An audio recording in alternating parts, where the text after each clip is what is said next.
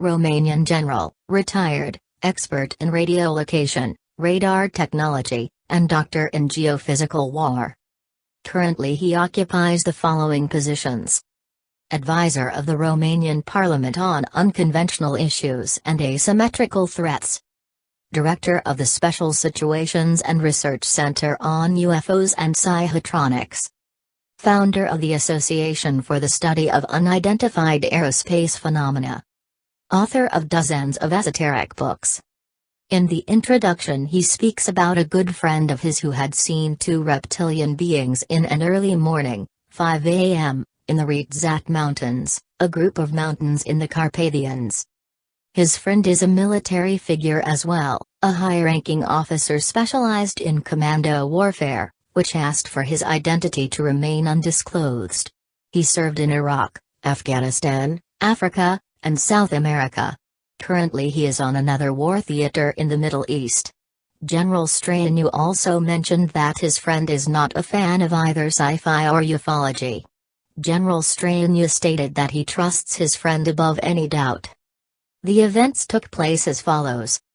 The high-ranking officer, let's call him Colonel X, was driving back from a short camping trip, which he took alone in the mountains.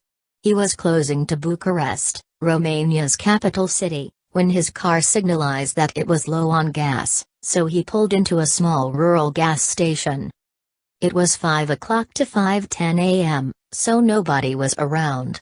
Colonel X noticed a khaki Hummer with black windows parked outside the gas station with the engine on, but nobody around it. After filling up his tank, he paid and headed back to his SUV. But then he noticed that the driver's door of the Hummer was opened and inside it he saw a reptilian being. The reptilian had no clothes but it was wearing military boots. It was entirely covered with green scales, just like a crocodile, and had a lizard-type crest on the head. The reptilian saw Colonel X, then he got out of the car unhindered, while still staring at him. He directed some sharp sounds at someone from inside the car, this time looking irritated, then got back at the wheel and quickly drove away. The car had no license plates, either on the front or back. Colonel X appreciated the reptilian to be 2.0 meters, 78.7 inches, high, with yellow eyes and cat-type slits. The colonel looked around to see if someone else had witnessed the event, but he was alone.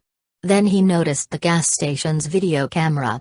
Unfortunately, the salesman told him that the camera was just for decoration and had no practical use, other than scare any potential robbers. Thinking that this was a very well-played hoax, he got back into the car and continued his journey. After several miles he was still very ridden by the events, when he saw the same Hummer with all 4 doors opened. Further, outside the road, he noticed 2 dark green reptilians that seemed to be arguing. The second reptilian was 15 to 20 centimeters, 5.9 to 7.9 inches, higher than the first one. He wasn't wearing clothes or boots. He had lizard-type feet and unlike the first one, he had a tail. On the street, trucks were passing by in both directions and the drivers were pointing at the creatures, but nobody pulled over. Then, Colonel X got his mobile phone out and took several photographs of the reptilians that were totally careless of this event. After 5 minutes, the 2 reptilians got back into the car and drove back in the direction they initially came from, with high speed. The colonel looked again at the pictures from his mobile phone and rushed for Bucharest in order to contact General Strainu and together decide what to do with the astonishing pictures.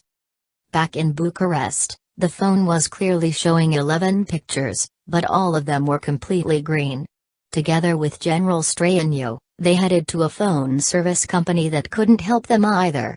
It was like the colonel photographed a bright green light.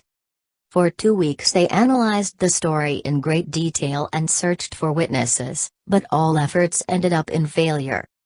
General Emil Strainu concluded. Only one thing is sure, we live in a world that we only think we know, having a false impression that we are its masters. In fact, we are only subtenants in transit, on a planet that never belonged to us and having no idea what our purpose really is.